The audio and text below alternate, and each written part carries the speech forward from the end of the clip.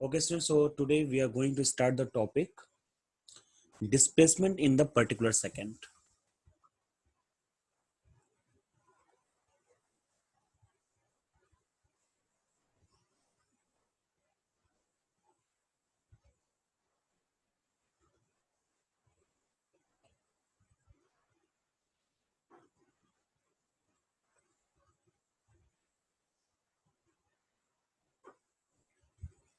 What it mean the particular second? इसके पहले meaning समझ लेते हैं. पर्टिकुलर सेकंड का कहने का क्या मतलब है.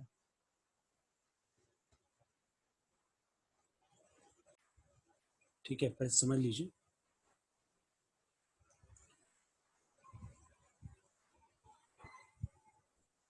सपोज दैट कि कोई आदमी जो है जर्नी स्टार्ट करता है ओरिजिन से, यहां से.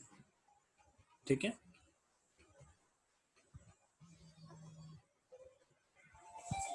और वो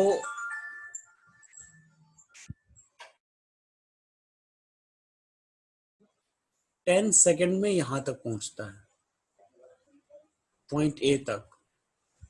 t इक्वल टू 10 सेकंड में. और आपको कैलकुलेट करना है डिस्प्लेसमेंट इन 10th सेकंड.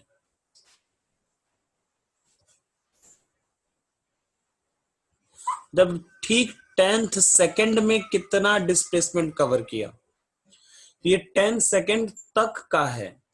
अगर इसमें से हम माइनस कर दे, जैसे कि 1 सेकंड मान इतना किया, 2 में इतना किया, 3 में इतना, 3 तक यहाँ, 4 सेकंड तक यहाँ तक किया, 5 6 7 8 9th सेकंड में मान लीजिए यहां तक पहुंच रहा है, तो ये जो डिस्टेंस होगी यही डिस्टेंस वो 10th सेकंड में कवर किया होगा, है ना. इसको बी मान लेते हैं. ये कि displacement in the 10th second is equal to displacement up to 10 second. मतलब 10 सेकंड तक का डिस्प्लेसमेंट मान लेते हैं इसको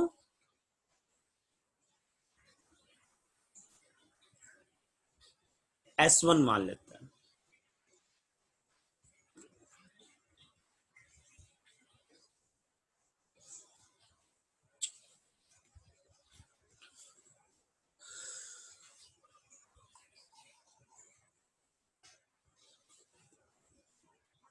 S1 minus displacement up to 9 second, इसको S2 मान लेते हैं. ठीक है, किसी भी पर्टिकुलर टाइम में जो डिस्प्लेसमेंट होगा वो क्या होगा, डिस्प्लेसमेंट अप टू, अगर टी टाइम के लिए, for time T in general form,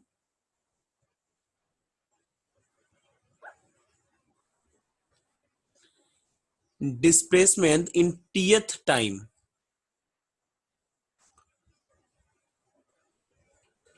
equal to displacement up to T time minus displacement up to T minus 1. जैसे 10 में से 1 गया तो 9 था ना, इसलिए ठीक उसी पैटर्न पे मैंने लिखा है. ठीक है, ये फॉर्मूला याद हो जाएगा. Displacement in the Tth second equal to displacement up to T second minus T minus 1. Displace up to T second का फॉर्मूला क्या होता है,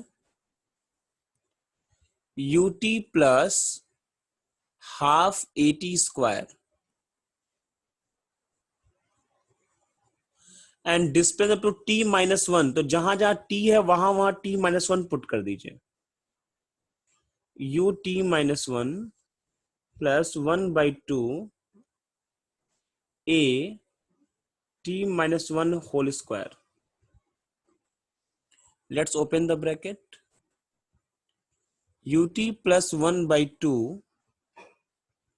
at square. देखिए इसको हम अंदर मल्टीप्लाई करेंगे और साथ ही साथ साइन भी अपोज. चलो एक स्टेप बाद में करते हैं, पहले अंदर मल्टीप्लाई करिए तो क्या मिलेगा, ut minus u plus 1/2a. इसका एक्सपेंशन क्या होगा, T square plus 1 minus 2t, formula के हिसाब से ब्रेक करेंगे तो उसी हिसाब से मैं मल्टीप्लाई भी कर रहा हूं। 1/2 at square plus 1/2 a minus 80, bracket open कर दीजिए, ut plus 1/2 at square minus ut plus u minus 1/2 at square minus a/2 plus 80।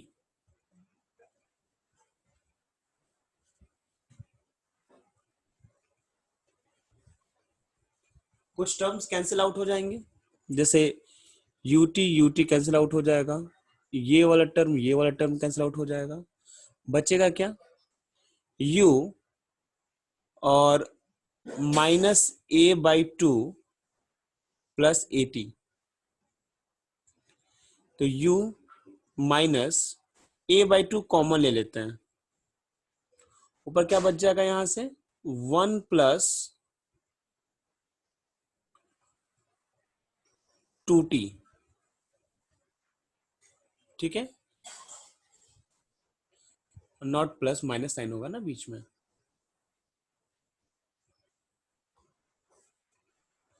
ये ओवर, और इसको हम लोग कुछ ऐसे तरीके से लिख सकते हैं अगर आप चाहें तो,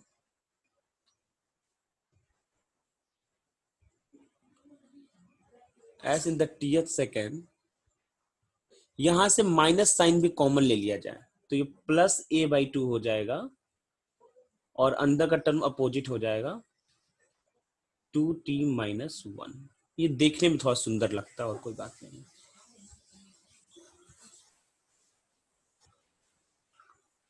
तो ये फॉर्मूला बन जाएगा आपके पास।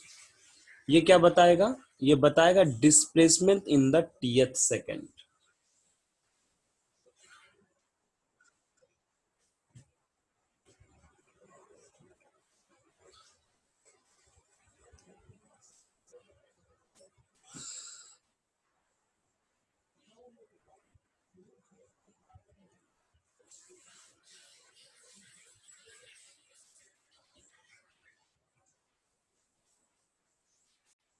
Now the new topic is equation of motion under gravity.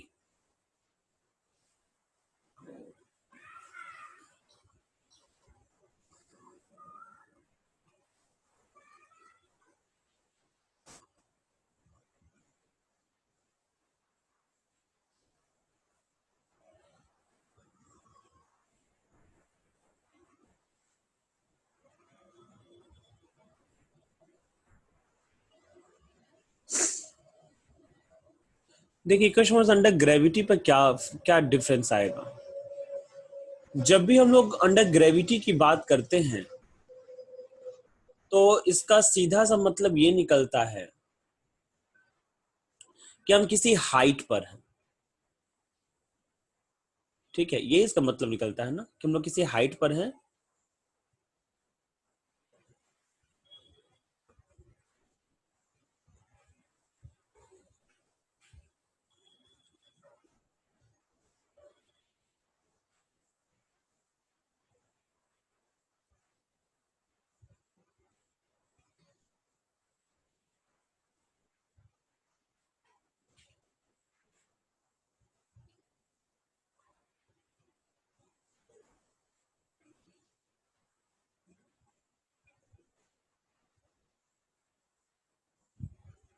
और वहां से किसी चीज को हम लोग उठा करके कहीं पर फेंक रहे हैं, ऐसा कुछ मतलब आता है दिमाग में।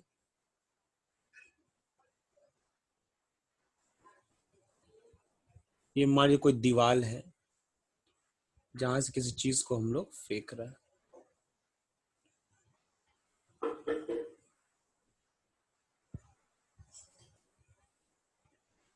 ठीक है, लग नहीं रहा लेकिन मान लीजिए कोई दीवार है।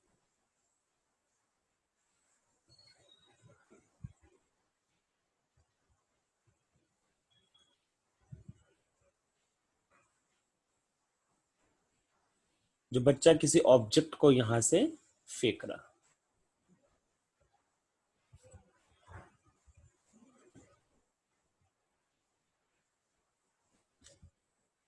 ठीक। तो इस केस में ये ऑब्जेक्ट जितनी डिस्प्लेसमेंट कवर करेगा वो एक्चुअल में एक तरीके से हाइट होगी, तो डिस्प्लेसमेंट को हम लोग हाइट से रिप्लेस कर देंगे।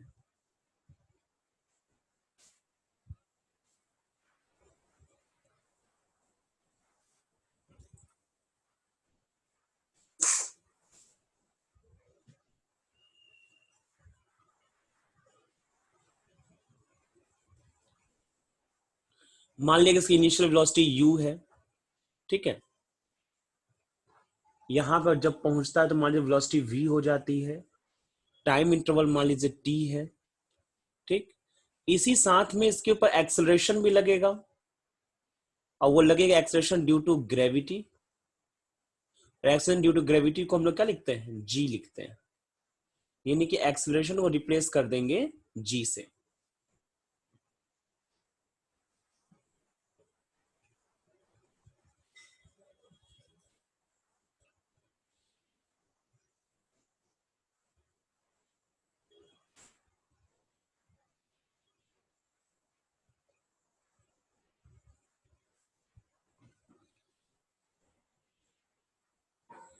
ठीक है, तो बस इक्वेशन ऑफ मोशन वही होंगे पुराने वाले ही, लेकिन उसमें थोड़ा सा चेंजेस करते चले जाएंगे हम लोग। मैं दोनों टेबल ड्रॉ कर दे रहा हूं।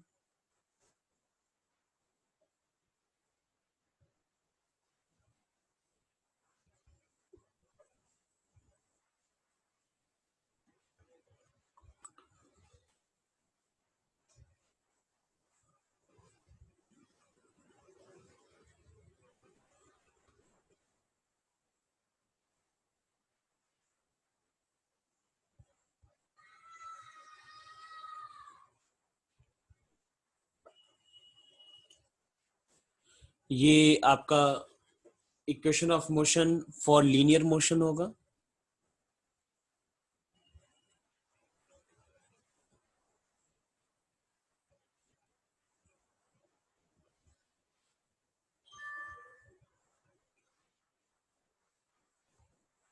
For straight line,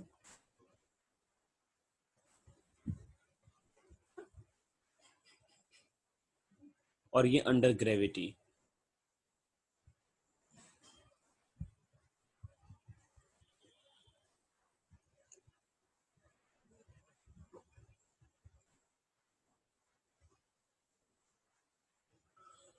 v equal to u plus a T,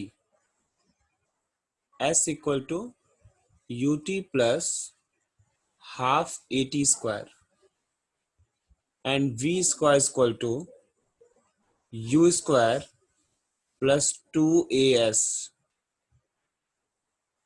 ये चेंज कैसे होगा, v equal to u plus a की जगह पे क्या हो जाएगा, g हो जाएगा, ठीक।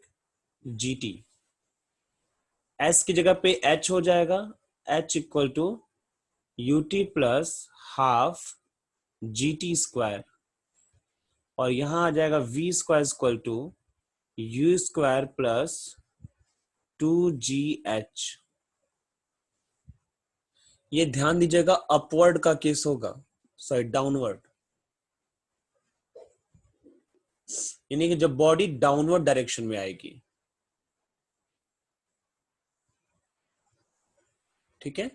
अगर बॉडी अपवर्ड डायरेक्शन में जाएगी तब क्या होगा, अगर बॉडी अपवर्ड डायरेक्शन में जाएगी तो हम लोग जी को रिप्लेस कर देंगे माइनस जी से,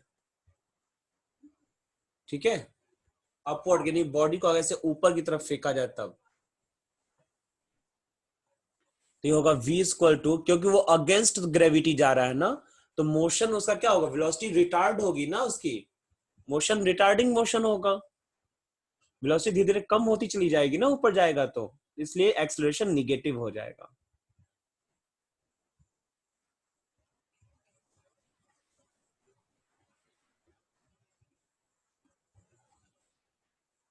ये हो जाएगा, और यहाँ क्या हो जाएगा, v square equal to u square minus two g H.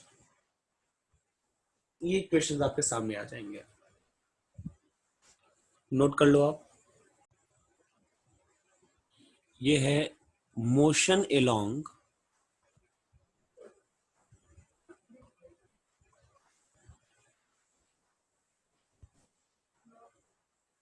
Smooth inclined plane, जिसमें कोई फ्रिक्शन ना हो।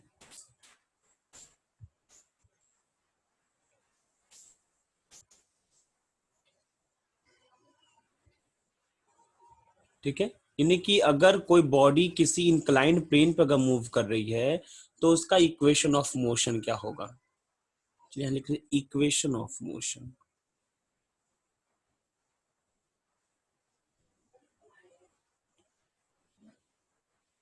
ठीक है, चलिए स्मूथ इंक्लाइंड प्लेन ले लिया जाए।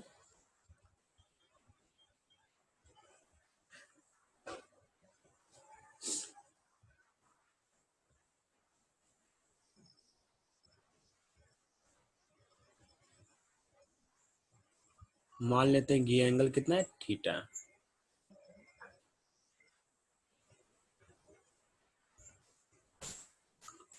और यहाँ पर कोई बॉडी है एक।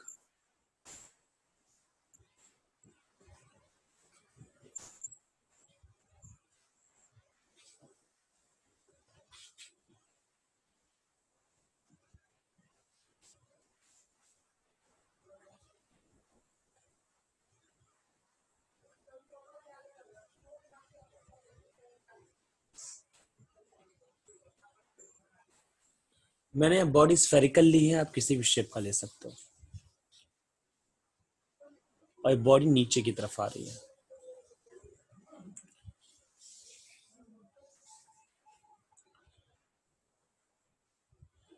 ये कुछ बातों को समझिए। इसका वेट किधर काम करेगा? Vertically downward. ठीक है, कितना होगा वेट? mg। सिंपली ये बोलिए कि इसकी एक्सेलरेशन ड्यू टू ग्रेविटी कैसे काम करेगी? Vertically downward. अब चूंकि acceleration due to gravity vector quantity होती है, तो इसको हम लोग दो पार्ट में, दो कंपोनेंट में ब्रेक कर सकते हैं। तो इसको हम लोग दो कंपोनेंट में ब्रेक कर दे रहे हैं। एक कंपोनेंट जो कि इस प्लेन के परपेंडिकुलर है, ये एंगल भी थीटा हो जाएगा, ज्योमेट्री से आप चेक कर सकते हैं। तो ये आएगा mg not y, I am writing only g cos theta.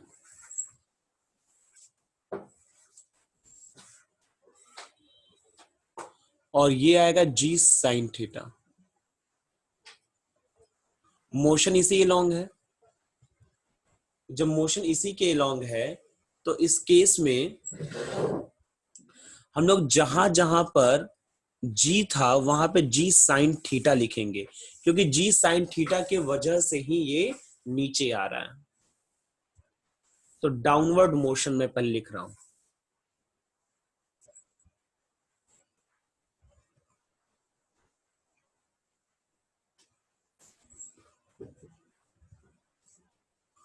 Downward motion v equal to u plus a की जगह पे g sine theta into t.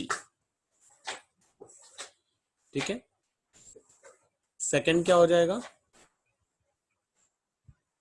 s equal to u t plus half g sine theta into t square.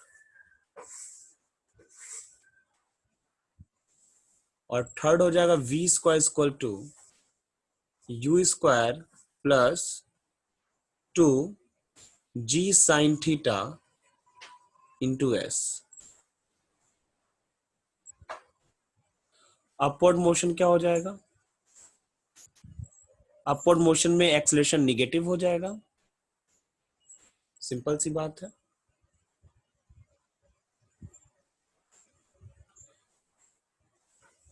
First equation होगा v equal to u minus g sine theta into t, s equal to u t minus 1/2 g sine theta into t square,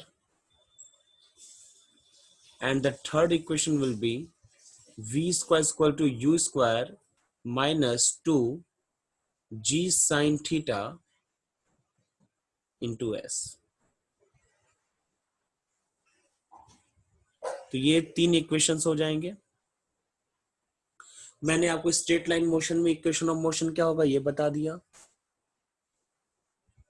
motion under gravity में क्या होगा वो भी बता दिया, और inclined plane पर क्या होगा वो आपके सामने है। आप इसको नोट कर लो।